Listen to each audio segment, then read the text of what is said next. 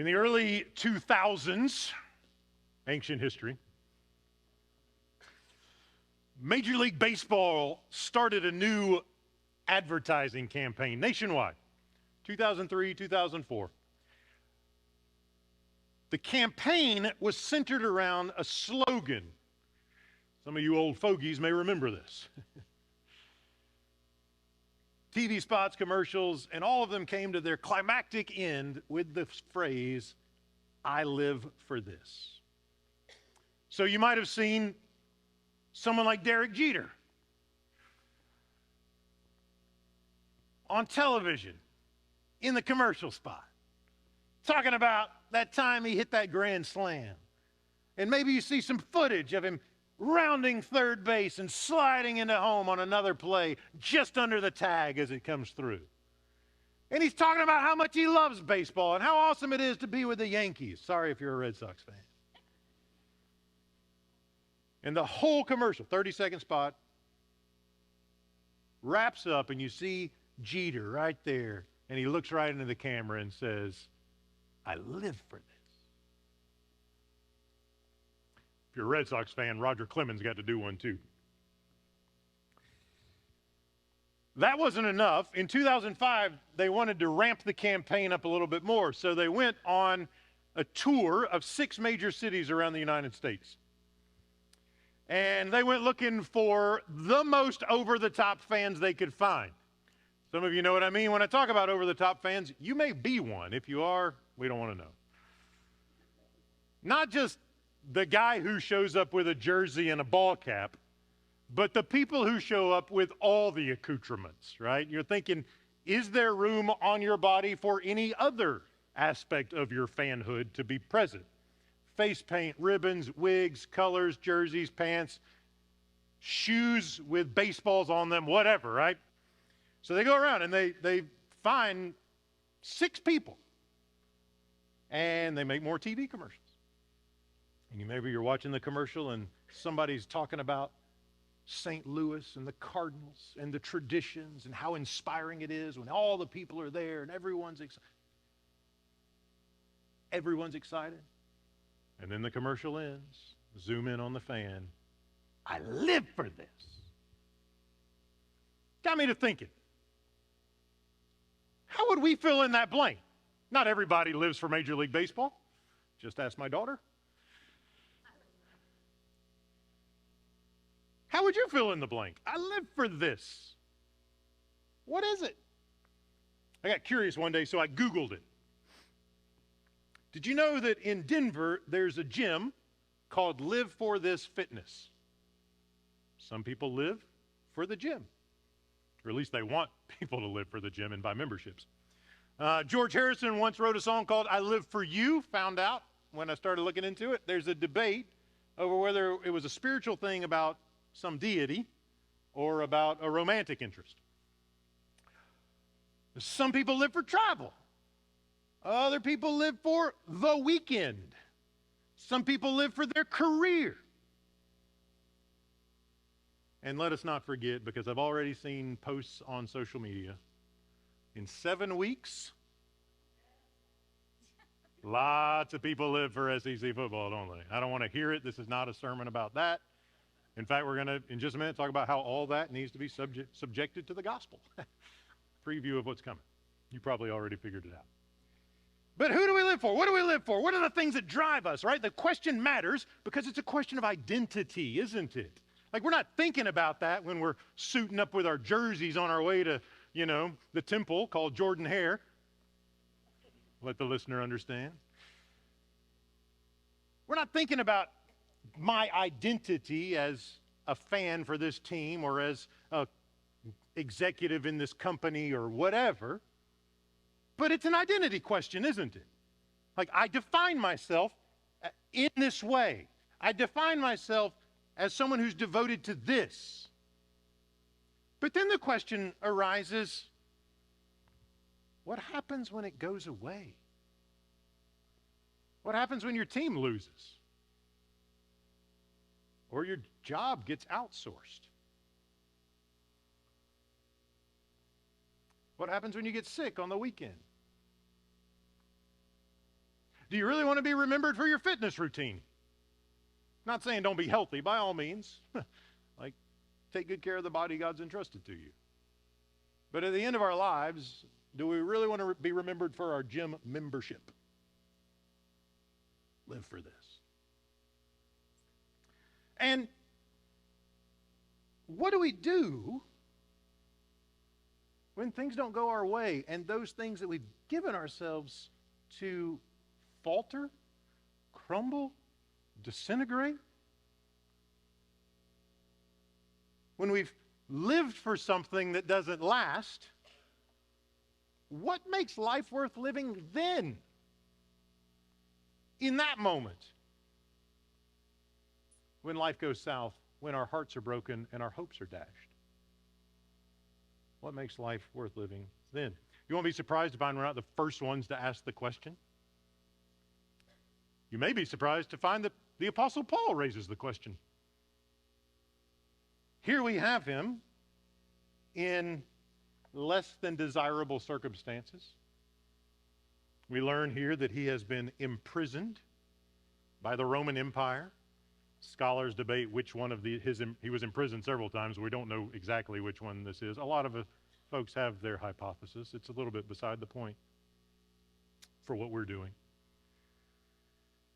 But here's Paul giving the Philippians instructions about how they should live their lives when things go badly. Which makes me wonder, like, what would Paul say? How would Paul answer the question? Like, let's show him some of those commercials. Let's tell him about that gym. And then let's say, hey, Paul, how would you answer the question, what makes life worth living? You know what I think he'd say? What comes to the surface in Philippians chapter 1. For Paul, and hopefully this becomes true of us, the gospel makes life worth living, even when living life is hard. The gospel makes life worth living every day. It especially makes life worth living when living life is hard. Now, how does Paul begin to set this in front of the Philippians? Chapter 1, verse 12, I want you to know, beloved, what has happened to me has actually helped to spread the gospel. Well, what happened to you, Paul? Glad you asked.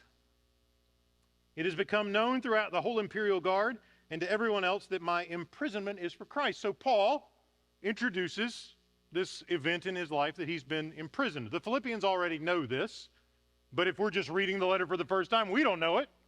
But now we do, because he's introduced it. And so Paul has been imprisoned. It will be helpful to know some things about imprisonment in the ancient world. It's not quite the same as imprisonment in the 21st century. Well, maybe some places in the world it's similar, but not in the U.S.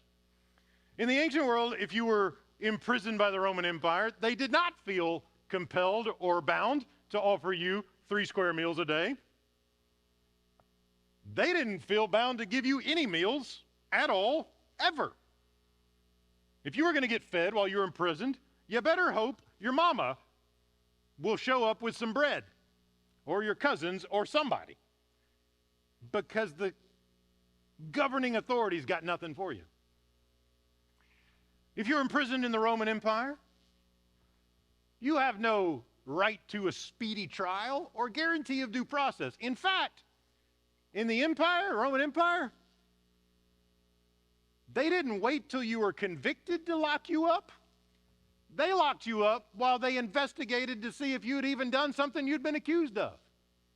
So you can read about in Acts where Paul starts doing things and some people get a little upset. What do? There's no investigation. Just throw him in jail, throw him in the prison while we sort this out. There's no presumption of innocence. Honestly, it's probably a presumption of guilt. There's no bed. It's just a hole in the ground or a cage. There's no recreation time. You just rot. And you could be there for years if they ever got around to your case eventually. They might not. You also need to know that in the Roman Empire, a massive, massive, massive, massive, massive amount of shame was deposited upon anyone who was imprisoned by the empire. And so when Paul says to the Philippians how grateful he is that they've cared for him during his imprisonment, it's kind of unique, because if you're associated with someone who's imprisoned and their life is now marked by shame in the eyes of everyone, you risk getting their shame passed on to you if you show up to bring them some lunch. So typically when somebody gets imprisoned, everybody, sometimes even their family, will see you when you get out, if then.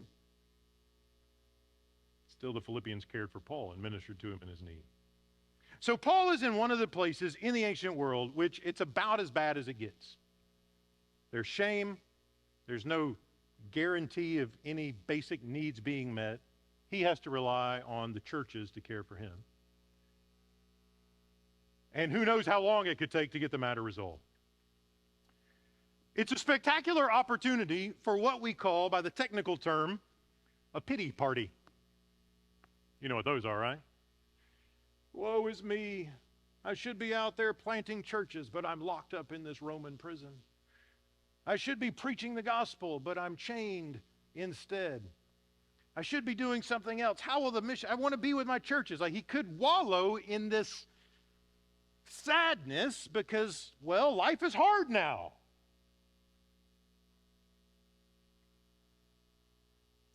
He could pity himself. He can make excuses. Well, I can't do my gospel work if I'm locked up in a cell. But that's not what he does, is it? He says counterintuitively, like, this isn't what you would expect to happen. The gospel isn't chained. In fact, word has gotten around to all the guards that Jesus is Lord and God raised him from the dead. See, for Paul, he gets wrongly imprisoned, but instead of wallowing in the frustration and the disappointment and the why can't I be out there where the action is, he sees a mission field. My guess is most of us wouldn't see it that way if we were wrongly imprisoned. We'd call our lawyers. We'd try to start a campaign, like awareness campaign. The Apostle Paul sees a mission field. If I'm going to get locked up for preaching the gospel, you better believe the prison guards are going to know about Jesus. Why does he take that posture? Because for Paul, the gospel makes his life worth living, regardless of the circumstances. He is engaged and he rejoices. Even though he's been done wrong, he rejoices at the opportunities that Jesus offers to him for the advancement of the gospel. Listen to what he says again. It's become known throughout the whole imperial guard and to everyone else that my imprisonment is for Christ. And most of the brothers and sisters, instead of just feeling the shame of my imprisonment, have been made more confident in the Lord by my imprisonment, and they dare to speak the word with greater boldness and without fear. The idea is if we lock this guy up for preaching the word, everybody else will be afraid to do it. We'll shut all them Christians up. But instead, Paul says, counterintuitively, the Lord is at work, and the church has been emboldened to preach the gospel.